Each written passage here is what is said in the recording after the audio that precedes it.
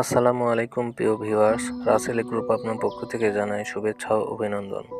এর আগের ভিডিওতে দেখিয়েছিলাম আমার ব্রয়লারের শেডের তাপমাত্রা কম হওয়ায় সব ব্রয়লার একদিকে জড়ো হয়েছিল।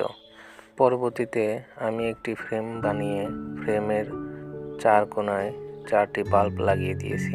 এতে করে শেডের চতুর্দিকে সম পরিমাণে তাপমাত্রা ছড়াচ্ছে। এখন আর আগের মতো মুরগিগুলো এক জায়গায় জড়ো হয়ে নেই, সবগুলো ছড়িয়ে ছিটিয়ে আছে। মাশাআল্লাহ এখন ঠিক আছে। এই শীতের সময় তাপমাত্রার দিকে আপনারা অবশ্যই লক্ষ্য রাখবেন, কারণ মুরগির একবার ঠান্ডা লেগে গেলে তা ঠিক হওয়া অনেক কঠিন এবং এর কারণে মুরগির দেহের সঠিক ওজন কিন্তু আসে না।